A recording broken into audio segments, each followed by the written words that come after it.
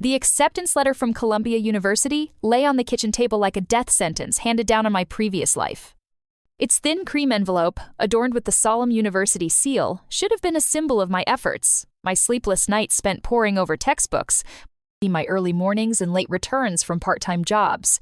It should have been the culmination of my school years, proof that hard work and determination could open any door, even the most impenetrable. For years, Columbia University had been more than just an educational institution to me. It was a beacon of hope, shining in the fog of doubt and financial hardship. I had imagined the campus teeming with inquisitive minds, libraries storing centuries of knowledge, and professors ready to share their expertise. It was a world I yearned for with all my heart, a world where my intellectual ambitions could blossom to their fullest potential.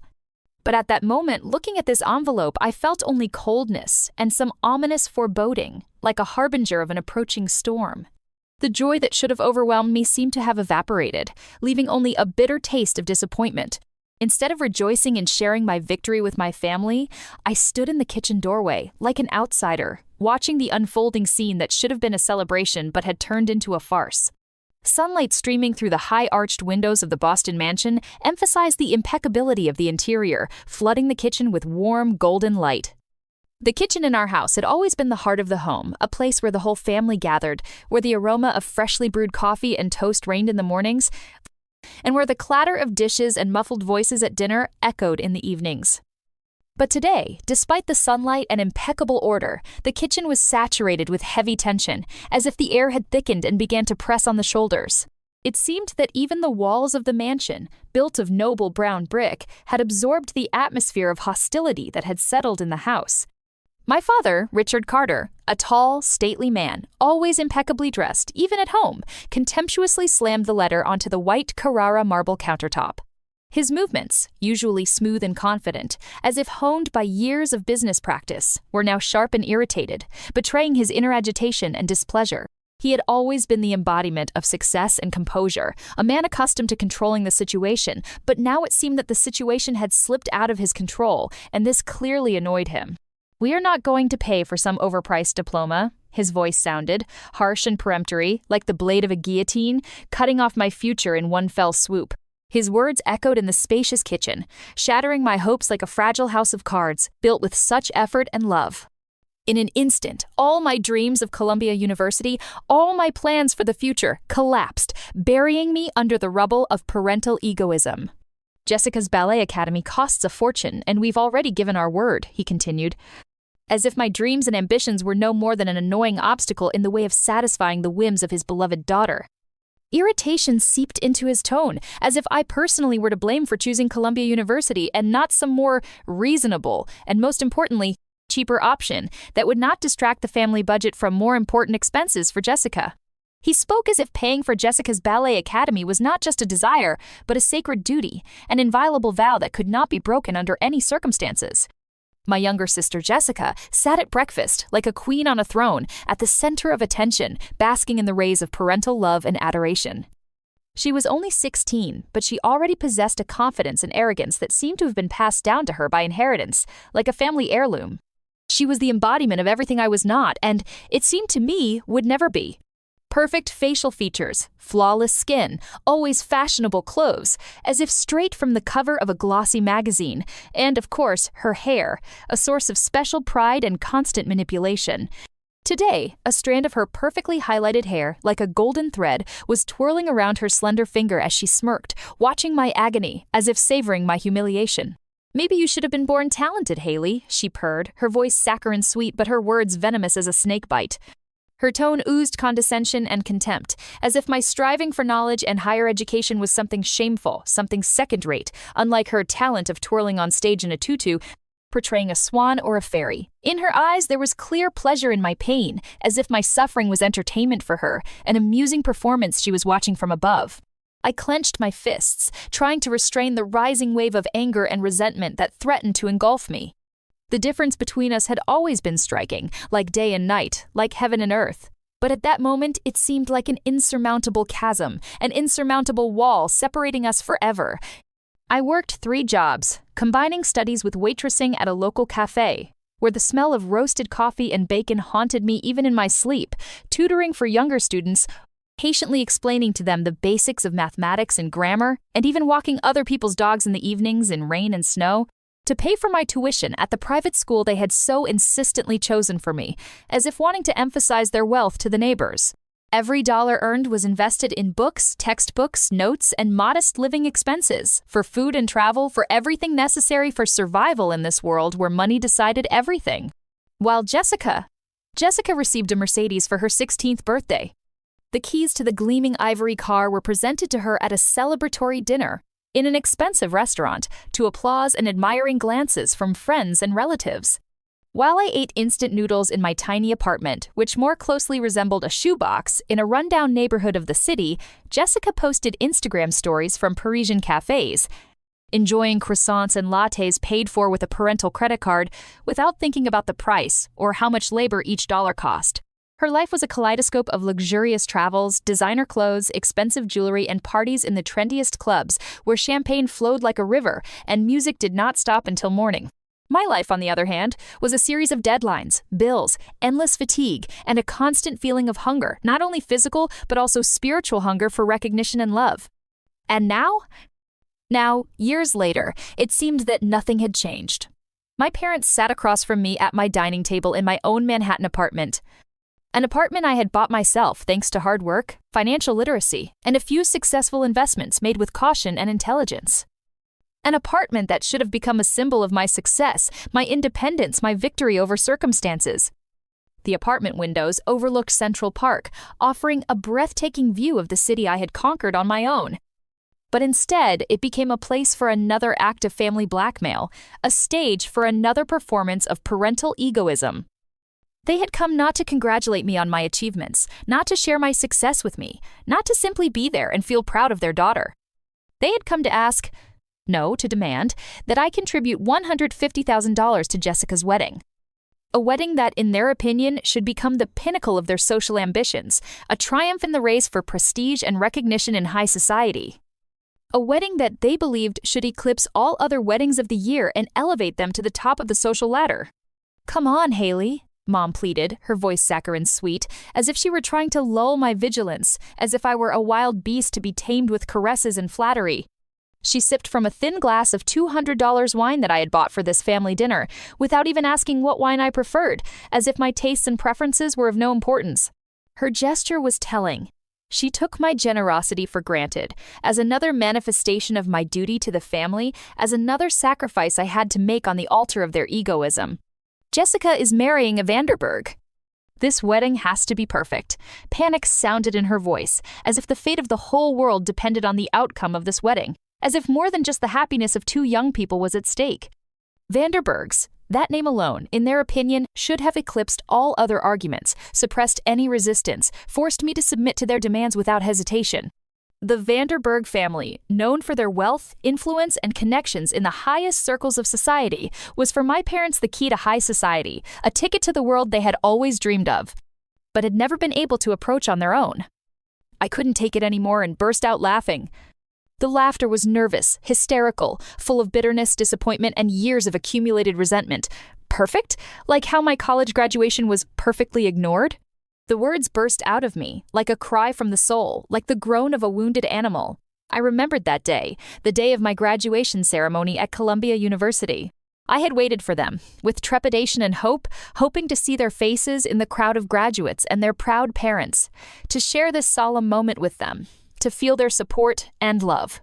But they weren't there. There was no call, no message, not even a short text, even out of politeness, only silence. Oppressive, cold silence that spoke louder than any words, eloquently testifying to their indifference and disregard for my achievements.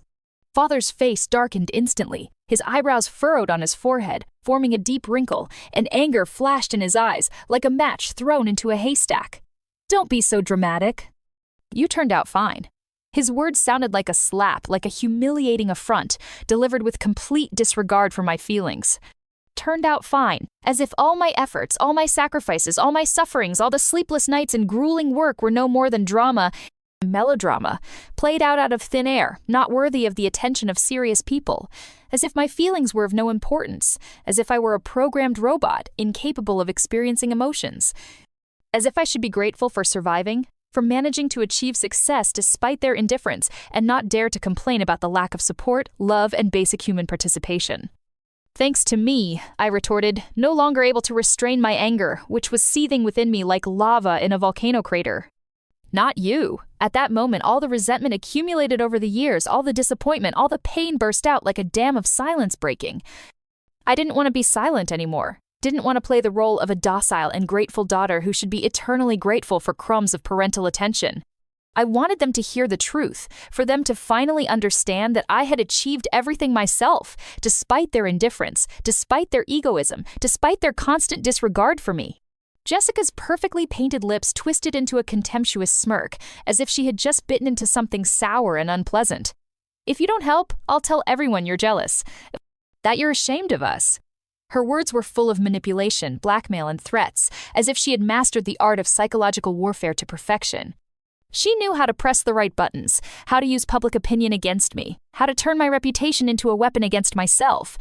She understood that reputation in their world is everything. It's the currency by which a person's value is measured, and she was ready to use it as a weapon, as a club, to force me to submit to her will.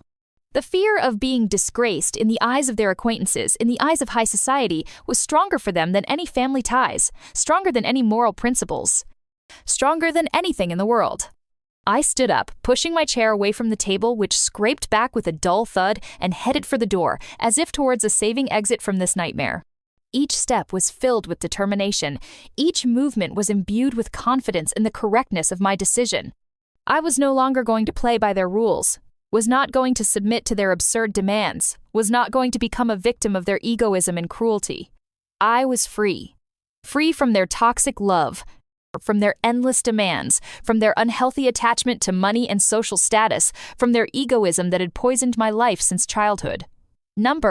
And here's a reminder of your own advice. Figure it out yourself. The word sounded like a verdict, like an epitaph for their relationship, like a final and irrevocable break.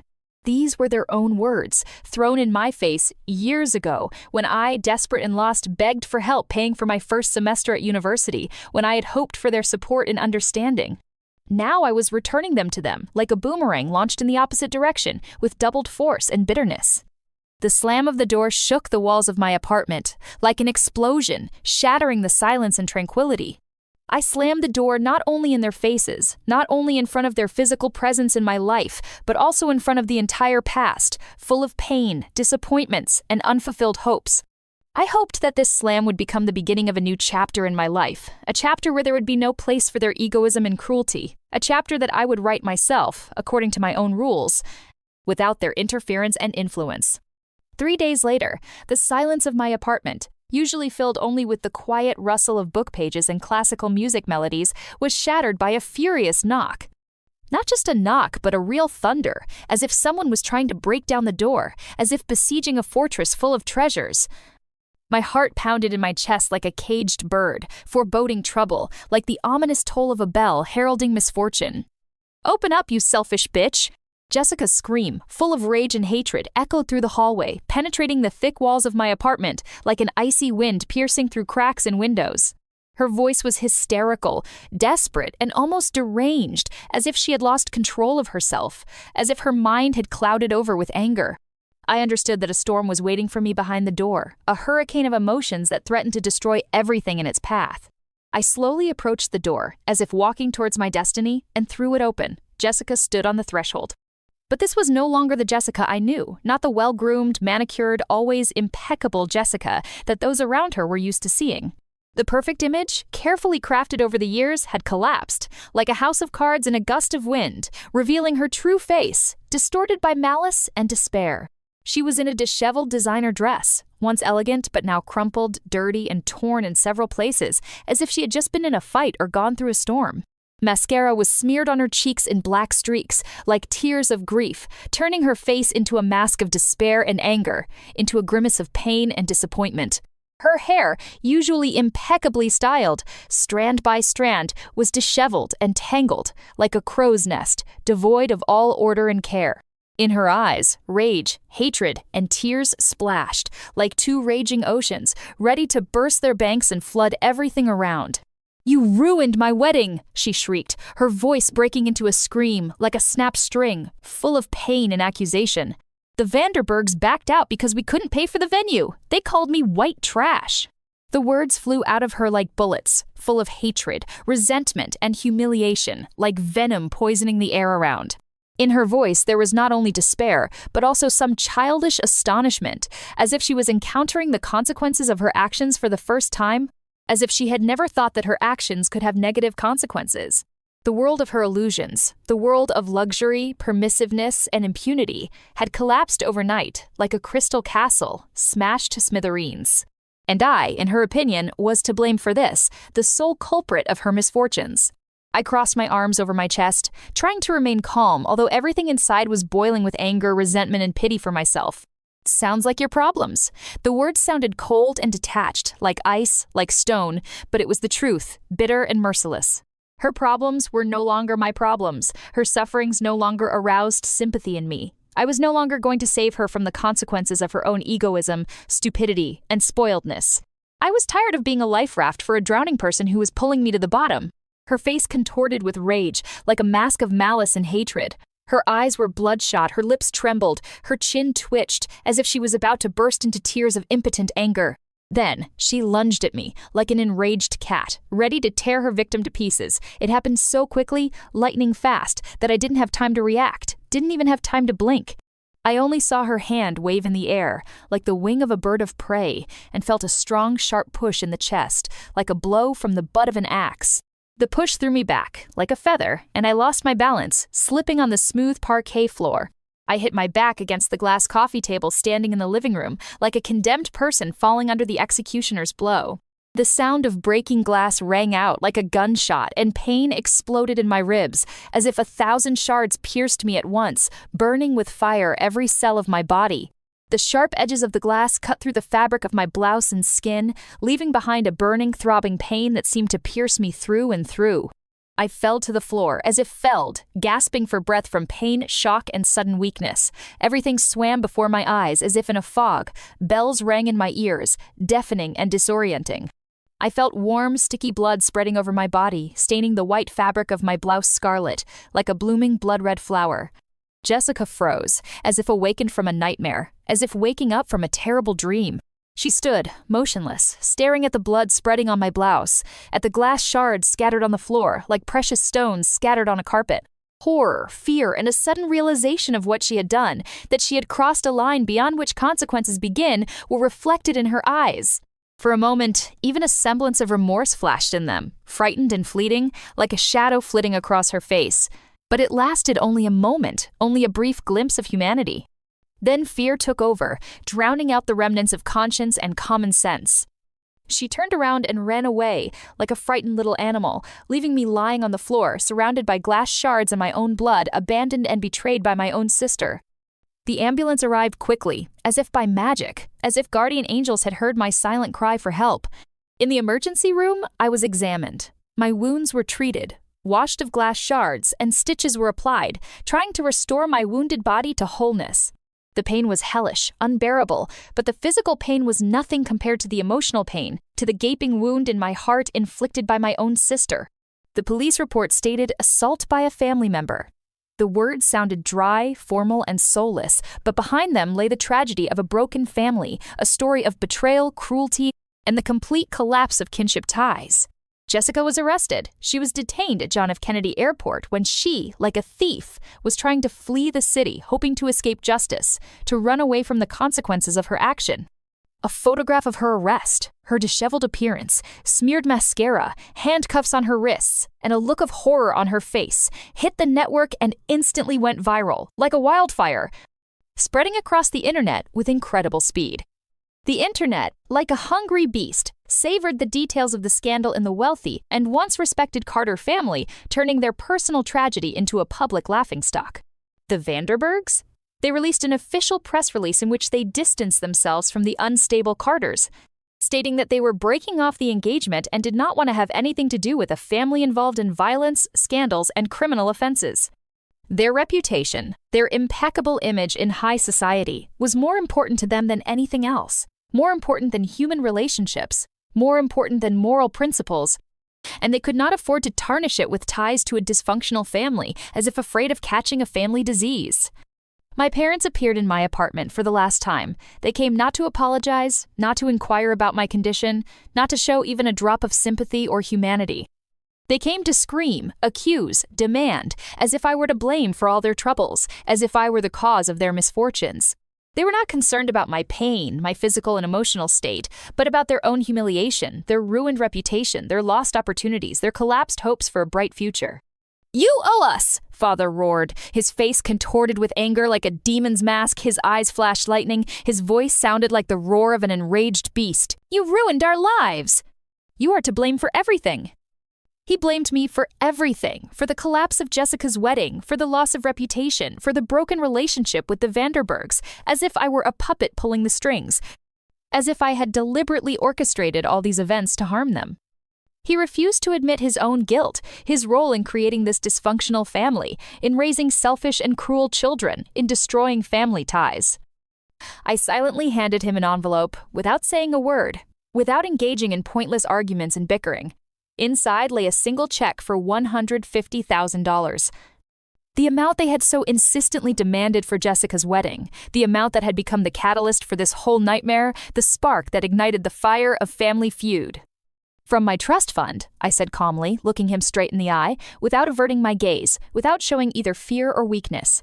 "The one Grandma left only to me, because she knew what kind of people you are." I saw emotions change on his face, like waves passing over his face: surprise, shock, disbelief, anger, and finally, realization. He understood that Grandma had seen right through them, that she had foreseen their egoism, greed, and cruelty, that she had figured out their true essence many years ago, and that she had protected me from them, leaving me the opportunity to be independent, free, and financially secure, giving me a chance to start a new life, away from their toxic influence. Mom's face wrinkled up, like an old apple, as if she was about to cry, as if her heart would break into pieces from grief. But the tears that welled up in her eyes were tears of self-pity, tears of resentment and disappointment, not for her daughter, not for the victim of violence. "You are monsters," she whispered, looking at me with horror, disgust, and some painful surprise, as if seeing me in my true light for the first time, as if only now realizing who I had become in their eyes. Sincere despair sounded in her voice, but it was the despair of a person who had lost everything they had strived for, a person deprived of illusions about their well-being, and not a person who had realized their mistakes and was ready to correct them. I smiled. The smile was cold, joyless, sad, but it held satisfaction, a sense of duty fulfilled, a sense of justice, albeit cruel, but still justice, triumphing over lies and hypocrisy. Satisfaction from the fact that I had finally been able to put an end to these relationships, break the vicious circle of family violence and egoism, free myself from their power and influence. Learned from the best. The words sounded like an epitaph for their family, like a bitter mockery of their parental successes, like a farewell greeting from the past that I was leaving behind forever. Then I closed the door, this time forever. I knew I would never see them again, and it caused me neither regret, nor sadness, nor longing. Only relief, a feeling of freedom and lightness, as if a heavy burden had been lifted from my shoulders. Relief that I was finally free from their toxic influence, from their egoism and cruelty, from their fake family love. Epilogue, aftermath. Jessica's mugshot from the police station, with her disheveled hair, smeared mascara, handcuffs, and a look of despair on her face, became a viral sensation, circling the entire internet in a matter of hours. The internet not only savored the details of the scandal in the wealthy Carter family, turning their personal tragedy into a public spectacle, but also turned Jessica into an object of mockery, ridicule, and universal contempt. Her image of the perfect rich girl, living in a world of luxury, glamour, and permissiveness, was shattered to smithereens, like a crystal vase falling on a stone floor. Her reputation, once impeccable and brilliant, was ruined, trampled, and it seemed impossible to restore it, like a broken mirror whose shards cannot be put back together. Soon after, as if in a chain reaction, Father lost his position as CEO of a large company, which he had headed for many years, enjoying the respect and trust of colleagues and partners. An anonymous message sent to the board of directors, like a bolt from the blue, revealed the facts of his many years of embezzlement of corporate funds, financial fraud, and abuse of office. An investigation by independent auditors confirmed all the accusations, and Richard Carter was dismissed in disgrace, losing not only his position, but also the reputation, respect, and trust that he had so long and carefully built. Shortly after, a criminal case was opened against him, and he found himself under investigation, facing the prospect of imprisonment and the complete collapse of his career. Mom, left without a husband, without money, without her usual standard of living, and without any prospects for the future, filed for divorce, as if trying to shed the burden of the past to get rid of the consequences of her husband's mistakes and sins. The alimony she received was only a drop in the bucket compared to the level of luxury and comfort she had become accustomed to during her years of marriage to a wealthy and influential husband. She could not come to terms with the loss of status, money, and her usual lifestyle, and began to drink, trying to drown out the pain, disappointment, and sense of hopelessness, to drown her sorrow in wine, as if in a swamp of oblivion. Her life, once full of luxury, social entertainment, expensive purchases, and travel around the world, turned into a series of gray, monotonous weekdays, filled with alcohol, tears, and regrets about the lost past. And me? I, like a bird that had escaped from a cage, transferred to the London office of our company, changing the environment, city, country, and, in essence, my whole life. The change of scenery, new people, new tasks, new horizons, all this helped me to distract myself from the nightmare I had experienced, to forget about the past, to heal my emotional wounds, and to start everything from scratch. I changed my phone number so they couldn't find me, couldn't break into my life again and destroy my fragile world. I blocked them on all social media, severing all the threads connecting me to the past, cutting off all paths back, as if cutting the umbilical cord connecting me to my toxic family. I started a new life, away from their toxic influence, away from their egoism, cruelty, and fake family love, away from everything that had poisoned my life since childhood. The last thing I heard from mutual acquaintances is that Jessica works behind the cosmetics counter in a department store, trying to earn a living after the collapse of her former luxurious life, after losing money, a fiancé, and reputation. Father was found guilty of embezzlement, financial fraud, and abuse of office, and sentenced to imprisonment, losing his freedom and everything he had strived for in life. Mom, according to rumors, continues to drink, drowning her sorrows with alimony, which is barely enough to live on, slowly fading away in loneliness and despair. It's funny, and at the same time sad, how quickly a family that seemed like an unbreakable fortress crumbles, falls apart when the money runs out, when the source of material well-being dries up. What seemed like an indestructible foundation built on love, loyalty, and mutual understanding turned out to be just a house of cards built on egoism, greed, hypocrisy, and the illusion of well-being. And as soon as the money ran out, as soon as the financial flow dried up, the house of cards collapsed, burying under its ruins everything they once called family, exposing the true essence of their relationships, devoid of love, warmth, and sincerity.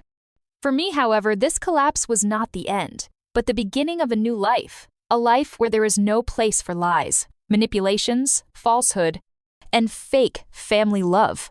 A life that I built myself, from scratch, on my own terms, relying only on myself, on my mind, my strength, and my will, and which, despite all the hardships, trials, and sufferings experienced, was truly mine.